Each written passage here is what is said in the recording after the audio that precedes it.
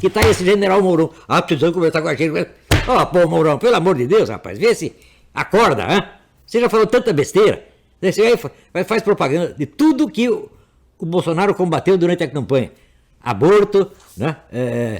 Ter boas relações com o Maduro e puxar o saco do Jean Willis. O que é isso, pô? Vê se aprende qual é o seu lugar. Seu lugar é representar o presidente e não ficar dando a sua opinião idiota. Das declarações do Olavo de Carvalho, em relação ao senhor às críticas. Beijinho. A gente não pode subestimar o potencial autodestrutivo desse governo. Se ele ruir, se ele desabar, foi por causa própria. Foi porque eles plantaram o caos eles mesmos. A guerra interna que estava ocorrendo no MEC durante a administração do Vélez, enquanto ministro, que foi principalmente uma guerra entre a ala ideológica olavista, influenciada pelo astrólogo Olavo de Carvalho, e a ala militar, uma ala mais pragmática, começou a se espalhar agora para o governo como um todo. Como vocês viram semana passada, o Marco Feliciano, deputado, influenciado e com o aval do Olavo de Carvalho, protocolou um pedido de impeachment do vice-presidente Mourão. Segundo ele, o Mourão estava abrindo as asinhas e agindo fora de suas atribuições, confrontando o Bolsonaro, desmentindo o Bolsonaro, tentando minar a influência do Bolsonaro com um discurso aparentemente mais moderado. Isso se desenrolou ao longo do final de semana. No sábado, o Bolsonaro publicou na sua conta do Twitter um vídeo do Olavo de Carvalho criticando o Exército. O Olavo de Carvalho tem feito várias críticas já muito duras ao Mourão, ao Exército, à influência do Exército no governo. Então, nesse sábado, o próprio presidente, na sua conta oficial, publicou um vídeo agora, e por causa da repercussão negativa desse vídeo, ele apagou no domingo. Mas isso só demonstra como essa treta interna entre os militares e a ala olavista está se acentuando, está escalando e pode complicar a situação lá. Por quê? Porque o Bolsonaro optou, na sua escolha de ministros, na sua escolha de funcionários de alto escalão no governo, em grande parte pelos militares. Em março foi feito um levantamento que no governo Bolsonaro tem cerca de 130 militares em cargos de confiança. Isso entre ministros, são 6 ministros militares, e depois em outros cargos de segundo e terceiro escalão. Ou seja, o próprio Bolsonaro optou por se cercar dos militares, talvez por seu histórico como militar, talvez pela questão da hierarquia, talvez pela questão de respeito à instituição, às Forças Armadas, mas o fato é que agora comprar uma briga frontal com o Mourão pode prejudicar muito esse apoio que ele já tem internamente ali, ou tinha, né? Aos poucos vai ruindo isso aí, entre os militares. Não sei se é a escolha de melhor inimigo que você possa fazer. Cercar-se de um grupo influente como esse e depois ficar atacando esse grupo diariamente por causa de questões ideológicas, aqui a gente está falando explicitamente do Olavo de Carvalho, que tem uma influência nociva e tóxica nesse governo, e que a gente não sabe muito bem o que ele quer, como ele quer proceder.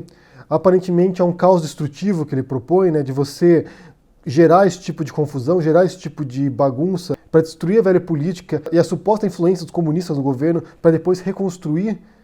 Talvez seja isso, a gente não sabe dizer porque não é muito claro. Pois o Olavo de Carvalho constantemente ataca o estamento burocrático, né, o establishment, que segundo ele é o que engessa a política, é o que permite a perpetuação de certos valores no governo. Nesse vídeo compartilhado pelo Bolsonaro ali, você vê o Olavo de Carvalho conversando com alguém, explicando a sua rejeição à influência dos militares no governo Bolsonaro.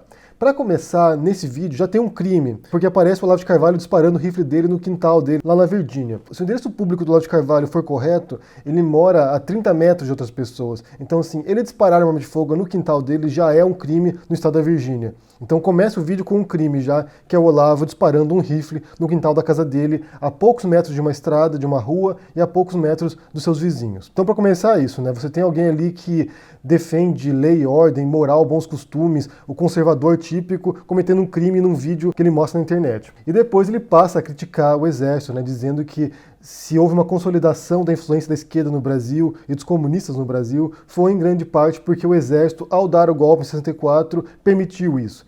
O exército, na cabeça do Olavo de Carvalho, destruiu a direita e permitiu a ascensão da esquerda. Coisa que você vê, tese que você vê também no documentário do Brasil Paralelo, o 1964, que eles falam exatamente isso, né? Na verdade, o documentário, como eu disse, é uma propaganda olavista. Você tem ali todas as teorias malucas do Olavo de Carvalho embaladas no documentário e defende exatamente isso, que a ascensão dos militares no golpe de 64 não apenas não diminuiu a influência da esquerda, como permitiu a ascensão da esquerda, como permitiu a consolidação da esquerda, a construção do PT e a tomada do poder depois. É um discurso muito boçal e raso do Olavo de Carvalho e dos olavistas, né? Essa noção de que o golpe permitiu a esquerda florescer.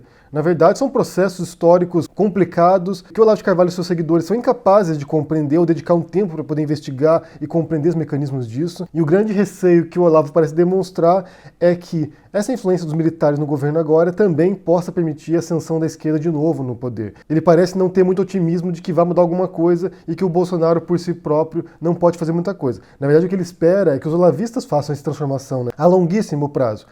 O Olavo de Carvalho é um dos que defende que há uma guerra cultural, então que é preciso esse combate de ideias para que as ideias da direita, dos conservadores, possa prosperar e possa vencer no final, elevando a cultura brasileira, elevando a alta cultura. Porque há uma grande preocupação na obra do Olavo de Carvalho com a alta cultura, né? Segundo o Olavo de Carvalho, houve um declínio da inteligência brasileira, houve um declínio da cultura brasileira ao longo dos últimos 50 anos, e isso justificaria a ascensão da esquerda e essa deturpação, essa desmoralização cultural brasileira. O que é mais uma vez uma balela também é esse reacionarismo do Olavo de Carvalho, né, de achar que o passado era melhor e que houve um declínio da moral e dos costumes, como se antes fosse bom e agora fosse ruim. E se você observa a história, você vê momentos de maior liberalismo cultural e de moral, e depois momentos de maior conservadorismo. É algo totalmente explicado pelos processos históricos que se observa, e isso ocorre desde que o mundo é mundo. É claro que eles não estão dispostos a aceitar isso como algo natural, algo orgânico da sociedade humana, mas como uma conspiração esquerdista para controlar a narrativa, para controlar a política, para tomar o poder, destruir a religião cristã, destruir os conservadores, destruir quem quer que seja. Então eles vêm com uma narrativa oposta que propõe exatamente a mesma coisa, né? Destruir a esquerda, destruir os opositores, destruir quem pensa diferente deles. No fundo, o que o Olavo de Carvalho faz é adotar a mesma estratégia que ele condena, que ele atribui às esquerdas, né, do marxismo cultural, do gramscismo. Então ele usa isso de maneira reversa, criar um grupo de seguidores que vão perseguir e destruir quem pensa diferente deles. A gente até brinca que isso é o olavismo cultural, mas no fundo é exatamente o que você vê. É uma mudança da consciência que o Olavo propõe, uma mudança da cultura, para que, a longo prazo, daqui a alguns anos, o Brasil passe a se tornar um país com alta cultura, com gente inteligente, com gente moralmente íntegra. O que o Olavo quer ser é justamente o Gramsci, só que da direita. Então, na base dessa treta entre os olavistas e os militares, está a consciência, a constatação, de acordo com o Olavo, né? Que tem que ficar claro que sempre o Olavo dizendo aqui no fundo, né?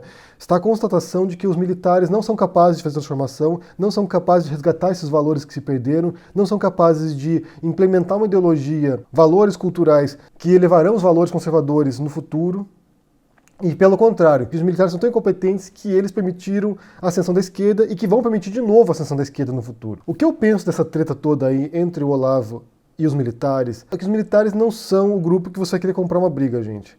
Não são. O Bolsonaro encheu o governo dele de militares. Eles estão em vários níveis diferentes, incluindo em ministérios, incluindo na vice-presidência. Então não me parece uma briga que ele quer comprar e que ele possa vencer também, não. É uma péssima escolha de inimigos. Essa estratégia do caos do governo Bolsonaro não pode ir tão longe assim, ela não vai prosseguir por muitos meses, ela não pode seguir desse modo, porque isso trava as propostas, isso trava o desenvolvimento do país, isso trava o governo como um todo. Jogar um grupo contra o outro não é funcional para o governo do Bolsonaro, mas, por outro lado, o Olavo de Carvalho não sabe jogar de outro modo. O Olavo é um agente do caos, ele propõe esse caos destrutivo. É a doutrina do Felipe Martins, que é um olavista no governo também. Então você vê pessoas que pensam desse modo, que são altamente destrutivos, que não são competentes tecnicamente para poder operar no interior do governo, como você pode ver o MEC. É um caso exemplar disso, dessa incompetência desses olavistas. E no final das contas, o que a gente provavelmente vai ver, eu imagino pelo menos, é os militares dando um ultimato para o governo Bolsonaro. Ou vocês entram nos trilhos, ou vocês ajeitam essa casa, ou a gente vai dar um jeito. Ou vocês cuidam ou a gente cuida. Eu não entendo porque o Mourão ouve esses ataques contra ele de maneira passiva. Realmente não entendo. Eu não entendo como ele aceita esses ataques do Olavo de Carvalho sem nenhum tipo de reação mais dura. Ataques que vêm da ala olavista, mas agora do próprio Bolsonaro. No próprio Twitter do Bolsonaro, ele compartilhando um vídeo que ataca os militares. Eu não entendo. Eu não entendo porque os militares ainda não arregaçaram as manguinhas e não deram um chega pra lá em algum pessoal ali. A gente vai assumir conta desse ministério aqui, a gente vai pôr a casa em ordem, você cala a boca aí. Eu não entendi porque eles não fizeram isso ainda. Mas como eu disse anteriormente, há um grande risco nisso. É perigoso eles fazerem isso. É muito perigoso apostar as fichas no Mourão como um presidente melhor. Eu não sei dizer realmente. Eu realmente não sei. O fato é que os brasileiros escolheram um governo catastrófico, que se demonstrou incompetente, que se perde nessas brigas internas, tanto no interior do próprio governo, quanto contra o parlamento, contra o STF. Então você tem um governo altamente destrutivo e os rumos que a gente pode esperar é o precipício. A única solução possível nesse momento seria enxotar a ala olavista, realmente jogar para fora todos esses olavistas que estão fazendo esse caos e tentar consertar as coisas, tentar pôr a casa em ordem. Mas isso não vai ocorrer aparentemente. Eu quero saber o que vocês pensam sobre essa questão e se vocês acompanharam essa publicação aí do Bolsonaro no final de semana, no sábado, com o vídeo do Olavo atacando o exército, atacando os militares. O que isso pode acarretar? Onde pode levar isso aí? Deixa aqui no comentário o que você pensa, deixa o joinha, assine o canal, ajude no Apoia, torne-se um membro do canal também para ter acesso a conteúdos exclusivos e a gente se vê por aí. Abraços e até mais. Tchau!